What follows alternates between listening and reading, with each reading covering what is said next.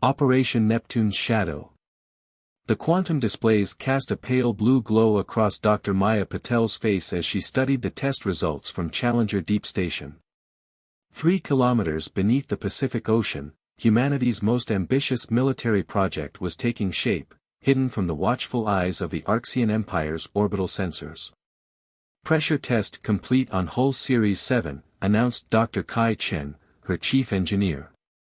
The biomimetic coating handled 1,000 atmospheres without a single microfracture. Maya allowed herself a small smile.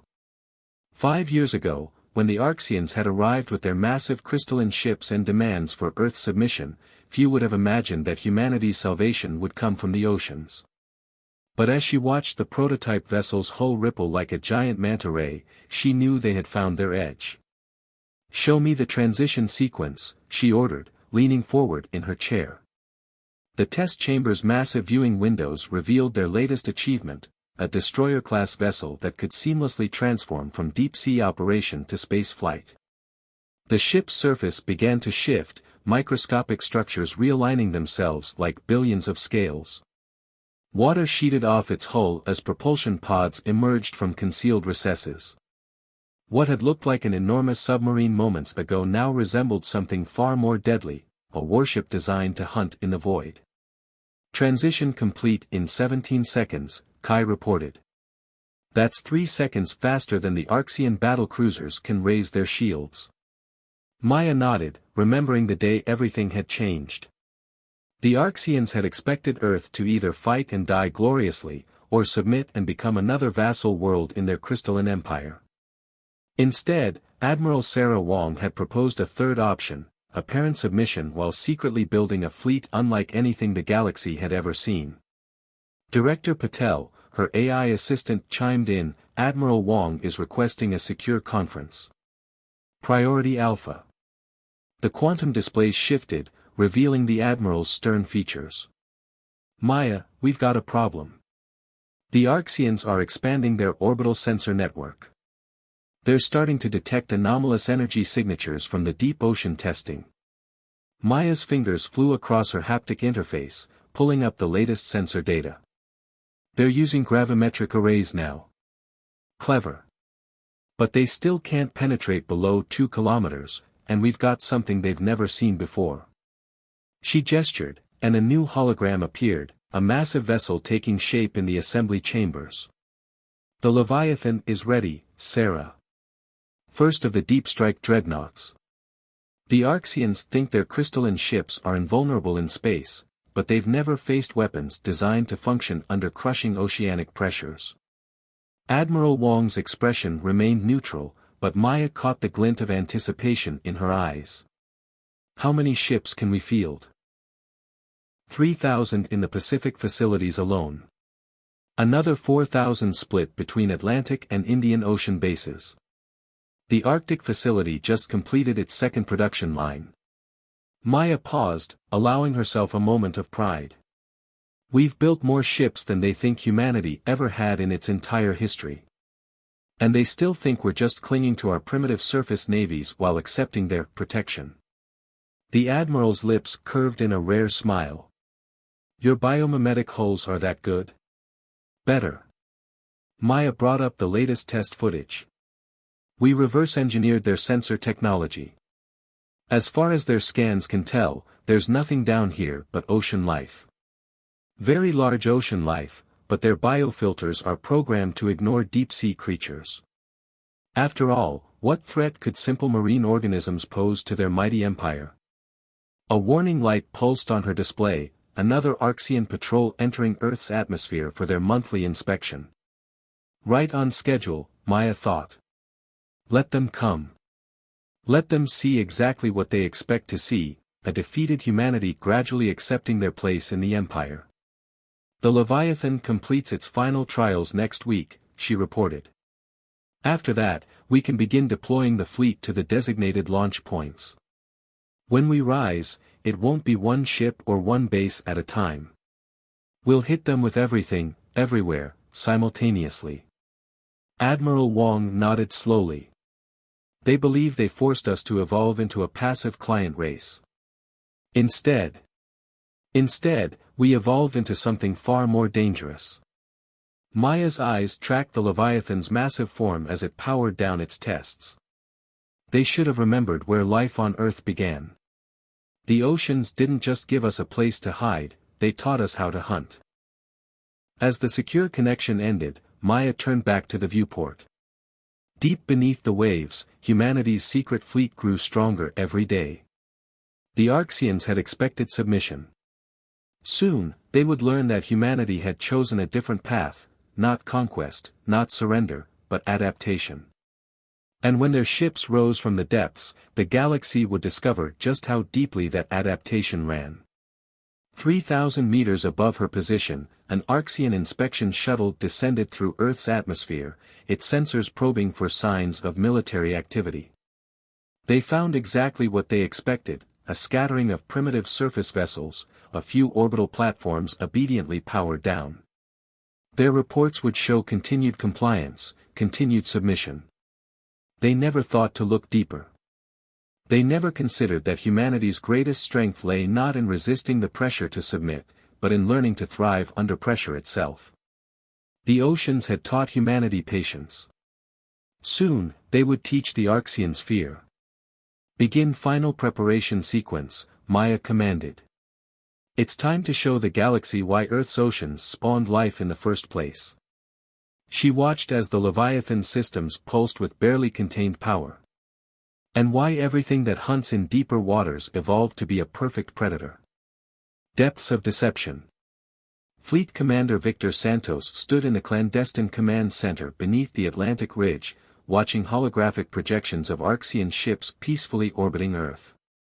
His weathered face reflected in the darkened displays as he tracked their movements, each crystalline vessel radiating arrogant confidence. Status report on Operation Mirror Pool, he commanded, his voice carrying the weight of 5 years of careful deception. Lieutenant Emma Fraser looked up from her station. Surface fleet exercises proceeding as planned, sir. The Arxians are logging exactly what we want them to see, obsolete destroyers and carriers playing war games in the shallows. Victor allowed himself a thin smile. The surface fleet had become their greatest propaganda tool, a carefully choreographed display of primitive military capability that kept the Arxians convinced of their superiority. Every time Earth's surface ships conducted their exercises, the alien empire's analysts grew more certain of their victory. New transmission from Arxian Command, reported Communications Chief Raj Patel. They're requesting permission to establish another monitoring station. Location coordinates indicate the Mediterranean basin. Granted, Victor replied, suppressing a chuckle. Let them build their sensors. The deeper they look into the shallow waters, the less they'll suspect what lies beneath. The main display shifted, showing the true scope of humanity's deception. Deep beneath the waves, a vast network of bases stretched across Earth's oceanic trenches. Each one housed hundreds of ships incorporating technology that would have seemed impossible just years ago. Update from Dr. Patel's team, Emma announced. The Leviathan's successful trial has confirmed the viability of the entire Deep Strike fleet. All ships can now incorporate the advanced metamorphic hull technology. Victor nodded, remembering the day they'd first tested the revolutionary design. The Arxians' crystalline ships were impressive, their lattice structure capable of redirecting energy weapons and withstanding tremendous impacts. But they had never encountered vessels that could adapt their entire structural composition in seconds. Message from Antarctic Command, Raj interrupted. Their tracking increased Arxian activity near the southern polar region. Their sensors might have detected thermal variations from the deep-water testing grounds. Initiate Protocol Phantom, Victor ordered. Release the biometric mimics. Across the Antarctic waters, thousands of engineered sea creatures were released. To Arxian sensors, they would appear as nothing more than a migration of deep ocean fauna, their biosignatures masking any trace of human activity below. Sir, Emma called out, her voice tense. Arxian diplomatic vessel requesting immediate audience. They're celebrating. The command center's main screen activated, revealing the crystalline features of Ambassador Zertal. The Arxian's faceted eyes gleamed with what humans had learned to recognize as smugness. "Commander Santos," the alien's translated voice resonated through the chamber. "We are most pleased with humanity's continued compliance. Your species' acceptance of guidance shows promising development. The Council has decided to grant Earth limited trading rights within the Empire." Victor bowed slightly, playing his role perfectly. "We are honored by the Council's generosity, Ambassador. Earth looks forward to peaceful commerce under Arxian protection." As the transmission ended, Victor's expression hardened. On his display, a countdown showed 30 days until Operation Poseidon's Wake. 1 month until every ocean on Earth would reveal its secrets. "They think we've accepted our place," he murmured. "That we've embraced the role of peaceful traders under their dominion." He turned to his staff, each one chosen for their ability to maintain the greatest deception in human history. Update from Production Control. All 7 major facilities report ready status, Emma confirmed. The Atlantic Arsenal is complete. Pacific Fleet stands at full strength. Indian Ocean Strike Force awaits deployment orders. Victor studied the global display, watching the hidden power of humanity pulse beneath the waves. The Arxians saw Earth's oceans as empty wastes, useful only for primitive commerce. They never understood that these same oceans had shaped life on Earth for billions of years, creating predators that could survive the most extreme conditions imaginable. "Begin synchronized activation sequence," he commanded. "All ships to maintain deep stealth protocols until final emergence." The Arxians believe they've tamed humanity. Time to remind them that Earth's greatest predators evolved in the dark. Deep beneath the waves, humanity's hidden fleet stirred to life. Each vessel was a masterpiece of adaptation, incorporating lessons learned from every creature that had ever hunted in Earth's oceans. Like the ancient sharks, they could sense electrical fields. Like the giant squid, they could alter their skin's properties instantly. Like the sperm whales, they could generate focused pressure waves capable of stunning prey. Message from Dr. Patel, Raj announced. The Leviathan has been synchronized with the fleet's quantum network. All ships can now share targeting data and tactical updates without detection. Victor watched as status indicators turned green across his display. In bases hidden under every ocean, crews ran final checks on weapons that had never been tested in actual combat. But like the deep-sea predators that inspired them, these ships had evolved in the most punishing environment on Earth. Space would seem simple by comparison. "The Arxians gave us exactly what we needed," Victor said softly. "Time to perfect our deception. Pressure to drive our evolution. And most importantly." He smiled as another Arxian patrol passed overhead, its sensors seeing only what humanity wanted them to see. "They gave us the ultimate lesson in adaptation. Sometimes survival doesn't mean fighting back immediately. Sometimes it means waiting in the depths until you're ready to strike." Rising tide. Captain Diana Chen stood at the helm of the Kraken, humanity's most advanced deep strike cruiser, watching the pressure gauges as they held position 12 kilometers beneath the Pacific. Around her vessel, hidden in the darkness of the Mariana Trench, 500 ships waited in perfect formation. "All strike groups report ready," her XO, Commander James Okafor, announced. "Quantum synchronization complete across all fleets." Diana's fingers traced the edge of her command console. After 5 years of preparation, the moment had finally arrived. Status of Arxian orbital defense grid. "Exactly where we want them," James replied, bringing up a tactical display. "They've concentrated their forces around their new trading outposts. Minimal coverage over the major ocean basins." A message flashed across her neural link, Priority Alpha from Fleet Command. Diana's breath caught as she read the simple text, "Execute Operation Poseidon's Wake." "All hands," she broadcast across the fleet's secure network. "Initiate emergence protocols. Weapons free on designated targets. Remember your training, we're about to rewrite the rules of space warfare. Throughout Earth's oceans, humanity's hidden fleet began to move. The Kraken's hull shimmered as metamorphic systems activated, preparing for the transition from crushing depths to vacuum. Diana felt a fierce pride as she watched status indicators flash green across her display. Multiple Archean vessels detecting seismic anomalies, James reported. They're scanning the disturbances, still classifying them as natural oceanic events. Diana allowed herself a grim smile. Not for long. Execute primary emergence sequence. All ships, transition on my mark. The ocean around them began to churn as hundreds of vessels initiated their ascent protocols. The Kraken's hull rippled, shedding its deep-sea configuration as weapon systems emerged from concealed bays. What had appeared as natural ocean currents suddenly resolved into precise military formations. Archean Defense Command broadcasting alert signals, communications reported. They've detected mass movement in all major oceans, energy signatures unlike anything in their database. Now they notice, Diana murmured. Initiate final emergence. Show them exactly what they've missed.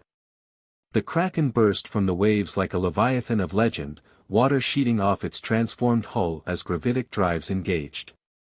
Across every ocean on Earth, thousands of ships performed the same maneuver in perfect synchronization. The sight was magnificent, humanity's hidden fleet revealing itself in a coordinated display of power that lit up sensors across the solar system. Archean fleet responding, James announced. Their ships are breaking orbit, combat formations, they appear confused by our energy signatures. Diana watched as the crystalline vessels of the Archean Empire scrambled to respond. Their neat formations, so impressive during peaceful patrols, now seemed rigid and predictable. They're broadcasting on all frequencies, communications reported. Demanding explanation, threatening immediate response, now switching to combat channels. Send our response, Diana commanded. On all frequencies, in their language and ours. The message was simple, you demanded we evolve. We chose how. The first Archean vessel to enter weapons range was a mid-size cruiser. Its crystalline hull gleamed as it brought weapons to bear, energy building in traditional combat patterns. Target their primary power node, Diana ordered. Show them what deep-pressure weapons do to crystalline structures. The Kraken's main weapon, inspired by the hunting techniques of sperm whales, fired a concentrated pressure wave that would have crushed a submarine at depth. In space, against the Archean's crystalline hull, the effect was devastating.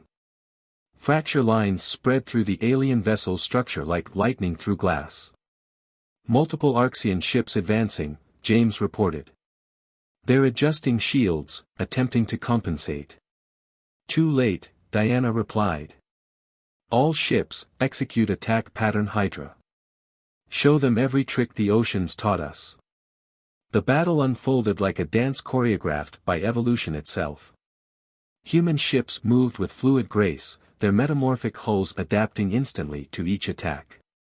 Weapons designed to function under crushing oceanic pressures proved catastrophically effective against the rigid structures of Archean vessels. Enemy fleet attempting to regroup, Tactical announced. Their command structure appears disrupted, they're not used to fighting opponents who can change strategy mid-battle. Diana watched as the Archean formation began to break apart. Their mighty empire had never faced ships that could alter their entire configuration in seconds, never dealt with weapons inspired by deep-sea predators, never imagined that a primitive ocean-bound species could develop technology that made their crystalline vessels seem fragile. Message from Fleet Command, communications called out. All primary targets neutralized. Archean defense grid is collapsing, their ships are retreating from Earth orbit. The tactical display showed the full scope of humanity's victory. In less than an hour, Earth's hidden fleet had shattered the military backbone of an empire that had dominated space for centuries. Not through superior numbers or overwhelming force, but through adaptation and evolution. Send to all ships, Diana ordered, her voice carrying pride and determination. Phase 1 complete. Prepare for system-wide deployment. The oceans taught us how to hunt, now we'll show the galaxy how to adapt. As the Kraken led its battle group into higher orbit, Diana reflected on the irony.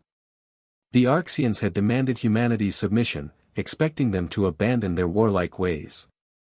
Instead, they had forced humanity to evolve into something far more dangerous, a species that had learned its combat lessons from Earth's most perfect predators.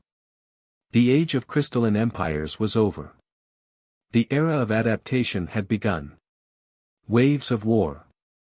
High above Mars, Supreme Commander Zarthal of the Arxian Empire watched in disbelief as tactical displays showed the impossible unfolding. Earth's oceans, those vast bodies of water his analysts had dismissed as primitive evolutionary holdovers, were giving birth to nightmares. Another battle group emerging from the Atlantic basin, his sensor officer reported, crystalline features fracturing with stress. Their energy signatures, they're unlike anything in our combat databases. Through the quantum glass viewport of his flagship, Zarthal could see the human vessels approaching. They moved wrong, fought wrong, existed wrong. Where Arxian ships were mathematical perfection rendered in living crystal, these human vessels rippled and flowed like liquid metal. Multiple human ships detecting engaging cloaking protocols, the tactical officer announced. We're losing tracking capability, their hull configurations are constantly changing. Zarthal's command center erupted in chaos as the first wave of Earth's fleet engaged his defense line. The humans had done the unthinkable, they'd weaponized evolution itself. Aboard the Earth dreadnought Nautilus, Admiral Helena Santos watched the battle unfold with cold satisfaction. Status of the Arxian command ship. Still holding position behind their defense screen, her tactical officer reported. Their crystalline fleet formation is textbook perfect, and completely predictable. Helena nodded, remembering countless simulations run in the depths of Earth's oceans. The Arxians thought in straight lines and perfect angles. They had never learned the fluid dynamics of combat under crushing pressures. Deploy the Medusa swarms, she ordered. Let's show them why the most successful ocean predators hunt in groups. From the hulls of Earth's larger vessels, swarms of smaller craft emerged. Based on the hunting patterns of wolf packs and shark schools, they moved in coordinated patterns that confused Arxian targeting systems. Enemy vessels attempting to maintain formation, communications reported. Their command and control networks are struggling to track multiple attack vectors. Helena watched as the Medusa swarm struck. Inspired by the deadly efficiency of jellyfish, each small craft could alter its energy signature instantly, appearing as debris one moment and a lethal weapon the next. The Arxian formation began to break apart as ships tried to track threats that seemed to appear and disappear at will. Arxian flagship launching countermeasures, tactical announced. They're attempting to adapt their crystal lattice shields. Too late, Helena murmured. Execute Operation Deep Strike. The Nautilus's primary weapon system powered up. Based on the pressure wave attacks of sperm whales, amplified by technology developed under oceanic pressures, it fired a concentrated burst that shattered crystalline hulls like glass in an earthquake. Across the battlefield, Earth's ships demonstrated combat techniques never before seen in space warfare. Vessels inspired by octopi could alter their energy signatures at will, becoming invisible to Arxian sensors. Ships using shark-based sensory systems could detect the smallest power fluctuations in enemy vessels, targeting critical systems with devastating precision. Arxian command and control networks are fragmenting, her XO reported. Their rigid hierarchy can't handle our distributed attack patterns. Helena allowed herself a grim smile. The Arxians had evolved in the sterile perfection of space, building their empire on crystalline technology that seemed unbeatable. They had never understood that Earth's oceans had forced humanity to develop technologies that could function under conditions far more demanding than vacuum. Message from the Arxian flagship, communications announced. They're requesting terms. Show me. Supreme Commander Zarthal's image appeared on her display, his crystalline features showing signs of stress fractures, the Archean equivalent of fear. Your ships, they defy natural law. How can you maintain structural integrity while constantly changing configuration? We learn from the best teachers in the galaxy, Helena replied. Earth's oceans have been evolving perfect predators for billions of years. All we did was pay attention. The Archean commander's features shifted in patterns indicating deep disturbance. The Empire cannot accept such technological anomalies. Our entire society is based on the perfection of crystalline forms. Your society, Helena interrupted, just learned that perfection without adaptation is a weakness. Look around you, Commander. Every one of our ships incorporates lessons learned from creatures that evolved to hunt in Earth's oceans. We can change our hull configurations faster than your sensors can track. We can generate pressure waves that turn your crystal ships into clouds of shards. We can alter our energy signatures like octopi changing color. She paused, letting the full implications sink in. You demanded we evolve to meet your standards. Instead, we evolved to surpass them. The battle continued to unfold across the solar system as Earth's fleet demonstrated capabilities that redefined space warfare. Ships that could transition from ocean to vacuum had solved engineering problems the Archeans had never even considered. Weapons designed to function under crushing pressures made traditional space combat tactics obsolete. Multiple Archean vessels surrendering, Tactical reported. Their fleet cohesion is completely broken. Helena studied the tactical displays, watching as the mighty Archean armada fractured before weapons and defenses inspired by Earth's marine life. Their perfect crystalline ships, once the terror of the galaxy, proved unable to adapt to combat techniques evolved from billions of years of oceanic warfare. Send to all ships, she commanded. The oceans taught us patience. They taught us adaptation. And most importantly, they taught us that true strength lies not in rigid perfection, but in the ability to change. The age of crystal was ending. The era of fluid warfare had begun. Ocean's legacy. 1 year after the Battle of Mars, Dr. Maya Patel stood before the Galactic Council, Earth's metamorphic display technology making the ancient chamber's crystal walls seem primitive by comparison. Representatives from 100 species watched as she demonstrated humanity's gift to the stars. The oceans taught us more than just warfare, she explained, gesturing to the holographic display showing Earth's waters. They taught us the true meaning of adaptation. Behind her, the massive viewport showed ships from across the galaxy gathered around Earth's orbital stations. Not warships now, but vessels of learning and commerce. Each bore hull modifications based on Earth's revolutionary metamorphic technology. Director Patel, the Archean representative spoke, their crystalline features still showing signs of recent reforms. Your species has transformed galactic engineering in mere months. Our own shipyards now produce vessels incorporating your oceanic principles. Maya nodded, remembering the long path that had led here. The pressure to survive drove Earth's ocean life to develop extraordinary capabilities. When you demanded our evolution, you gave us the same pressure, and the same opportunity. The chamber's displays shifted, showing the latest developments. Merchant ships using cephalopod-inspired camouflage systems to deter pirates. Exploration vessels with whale-inspired pressure resistance enabling them to probe gas giant atmospheres. Research stations that could alter their entire configuration to adapt to any environment. Report from Deep Space Initiative, her AI assistant chimed privately. The first metamorphic colony ships have successfully adapted to conditions in the Proxima system. Admiral Wong, now Earth's representative to the Galactic Defense Council, stepped forward. Our oceans spent billions of years perfecting the art of adaptation. Now those lessons are helping us expand throughout the galaxy. Screens showed human ships leading joint exploration missions, their fluid technology complementing the strengths of other species.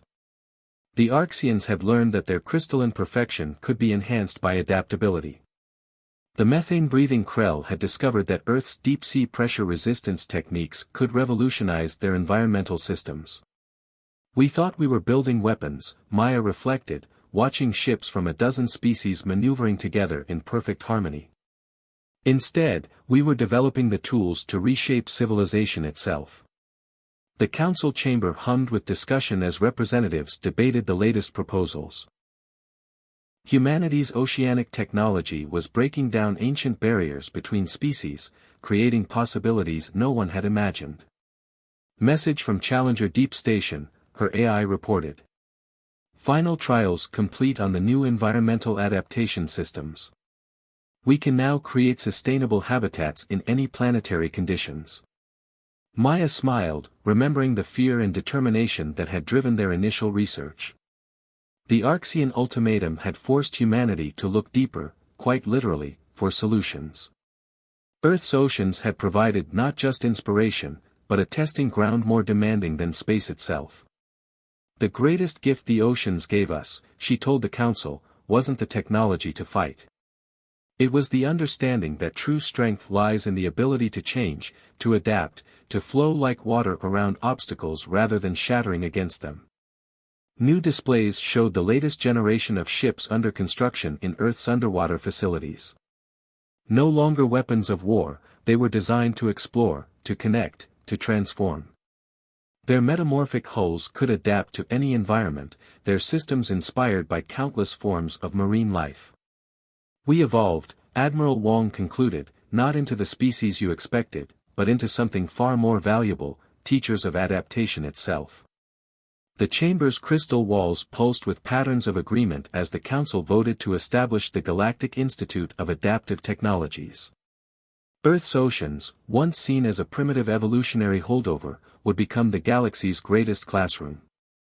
Deep beneath the Pacific, in the facility where it all began, a new vessel prepared for launch. Its hull rippled with possibilities, its systems incorporating lessons learned from billions of years of evolution.